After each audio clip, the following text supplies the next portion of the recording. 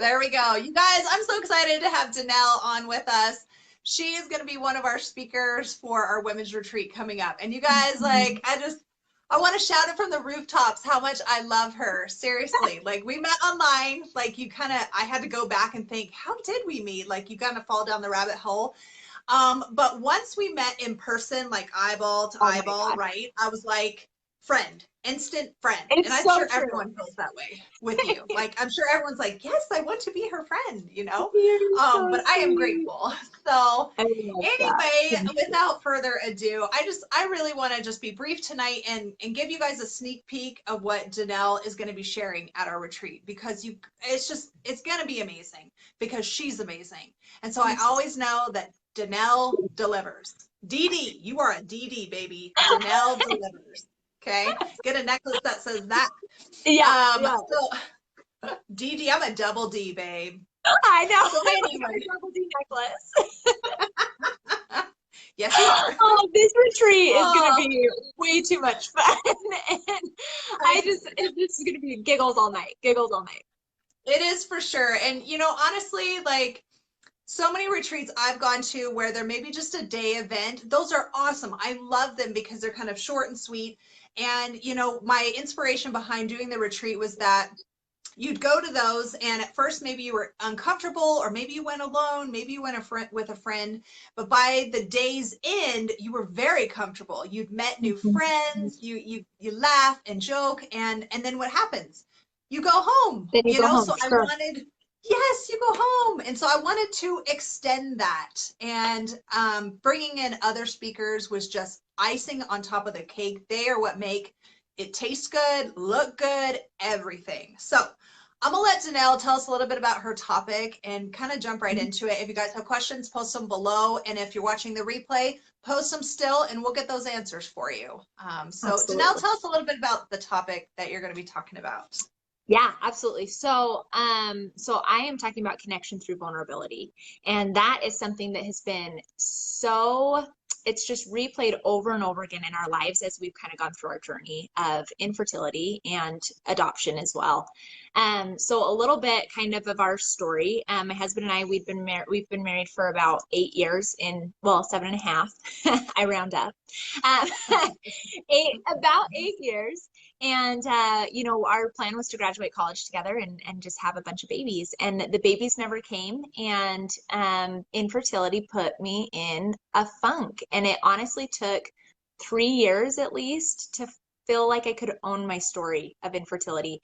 And up until that point, it's kind of an awkward topic to bring up. There's a lot of factors involved, right? It's not something typically I felt comfortable just shouting from the rooftops. And so it wasn't something I had opened up about. About 3 years in, I had it of the silent suffering. I could no longer just experience this heartache without sharing it to the world, and people didn't know, and so then insensitive comments were made, and you can't blame them. They had no idea. And so anyways, so that was about 3 years ago. So it's been about 6 years total. And 3 years ago, I launched my first blog post when I went live. I came out to the whole world. Hey, we're dealing with infertility. And it was, honest to goodness, I think it was coming from almost a negative place where I was like, I'll show you. You don't understand what we're going through. Like there's no way you could get it. And so I just put it out there. And the comments that came back that were from people who were fighting cancer, people who had job loss, people who had lost a spouse, people who had lost a child, the comments and support that came like flooding back were so humbling.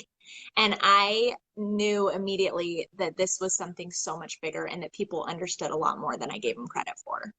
And I had to step back and be like, hey, Danelle, like people get it, and you're not giving them credit. And honestly, there was a lot of growth that happened in those next couple years. And one of the biggest things that I learned was that we are all connected through the journey, even though our heartache looks different. And love that. Something, love that. yeah. And so something that I found is, when we share our experiences, when we're more vulnerable about and open about our experiences, it really helps us and it helps the people around us know how to help us. And when Yeah. we keep it to ourselves, it hurts us and it hurts the people around us. It gyps them of that opportunity as well. And Yeah. so I love what I you just, said, I love what you said, the silent suffering.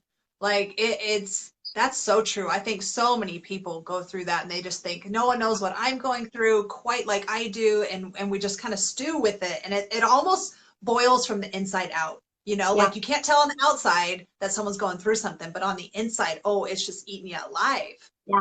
Yeah. So, And I think another part to that, also that has been one of my favorite lessons to learn is we can't rank trials from hard to less hard.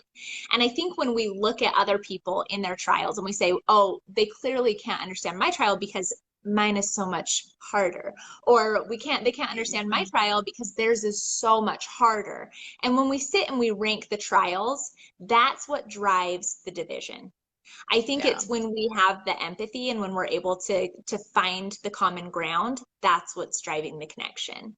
So Well, that's I kind of love that you bring up, I love that you bring up unity because when you do things alone, it is very lonely. Like, and you so feel it, and it's lonely. almost like you've chosen to take that path because we don't want to share, or we're not ready to share. But division, that's a great point because Mhm.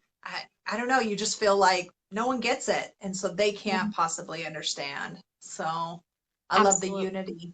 That's what we're all about for sure. I love So that. thank I love you. that. So yeah. And then yeah, I mean, I guess just kind of as we've learned these life lessons, we've just learned how important it is to open up about our story and how healing that can be. And so I think sometimes it helps me when I know I can help other people through the heartache. So Yeah. Well, and it gives you something to focus on other than maybe the hard, as you call it, you know. One lady you kind of reminded me of a retreat we did last year, and we were talking about this very subject of kind of what's our hard. yeah. And a lady made the comment, she's like, my dad used to say, pain is pain. And she said it just like that. So I Mhm. loved it, of course. But to us, it is pain, you know, Yeah. whether that's something smaller to someone else or maybe it's something bigger, but pain is pain, and we can at least relate on that level, you know? Absolutely. Absolutely. And So that's definitely a motto that we've adopted in our household is, pain is pain is pain is pain, right? And it's true. we Yeah. added just a few more pains to the saying, but Yeah. but that's exactly what we've learned too. And I worked in healthcare for a long time, and it hits people differently, physical and emotionally, but it's all valid. And I think it's just so important. And to be honest, I think I was feeling so lonely. I was suffering, keeping it to myself, feeling isolated and reclusive with it.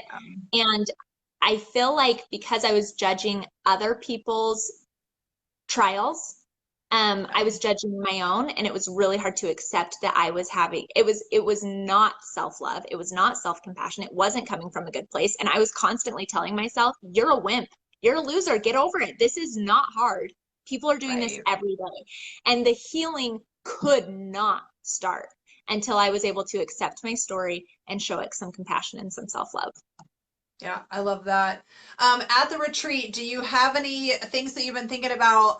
Very hands-on. We keep the groups really small, 14 women or less. And in fact, this time it's even smaller. We're about 7 to 10 or less. So the group can be very tight-knit. But what are some things that you would do hands-on, or things that you have done already for healing or owning your own story? What are some things that have helped you to do that?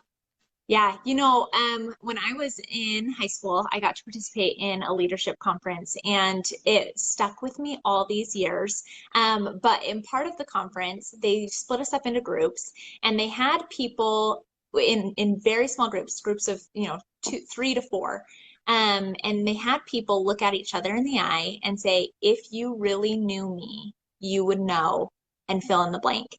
And it was Love that. very eye-opening to hear what people had to say. And it, for the first time, I think that was my experience of I guess, giving my story a voice. And so I really think that it's so important to understand yourself and to verbalize your story. I think that sometimes, again, we shy away from doing that because we think it's not a big deal. It's other people have it worse. But I think it's such a judgment-free zone to be able to say, hey, if you really knew me, you would know I struggle with A, B, C, or D, or you would know that this happened to me, or, the type of thing. It's something that's a little deeper than the surface level. And so I think Yeah. digging into the deep is going to be hopefully I something think that we that's can. awesome. And you know what? Like I love that, what you're sharing, it is deep. It does require some trust, some vulnerability to share something that's personal and maybe Yeah, just really touching for you. But tell me how freeing that can feel when you own that. absolutely. I mean, part of our story is we recently had a disrupted adoption in May, and it was a Tell really big. people what that is, so in case they don't Yeah. know. Yeah, so I mean, so our situation in particular was we flew out to another state, and we were, there when a baby was born, and the mom was planning to place the child with us, and we had the car seat and the stroller, and we were able to name the baby and fill out the birth certificates, and spent the night in the hospital with the baby. And I mean, things were lining up, and at the last minute, the mom did decide to parent, and so we were excused, for a better lack of a better word, Yeah. excused to return home empty-handed, and it destroyed our hearts. It is something that we are still picking up, but I can compare that to failed fertility treatments, and I can see exactly how much easier it was to just be open about our story. Really. There were other fertility treatments that we didn't tell anybody, right? Because we wanted to surprise our families. So we were like, we're not going to tell anybody we're doing this. We're just going to announce, hey, we're expecting. And then when it didn't happen, not only did we have to say, hey, we're not pregnant, by the way, we did fertility Right. treatments. Like, it was Yeah. so hard and I felt gypped because I felt like, where is my support? They're supposed to be coming, like, running to me, right? And you. Right. Oh, it looks like it kicked her off. No. I was so loving. Hold on, you guys. Stay here. Let's see. Sorry, you guys. We're in the middle. And we're hopefully get her back on and finish her story because I love listening to her.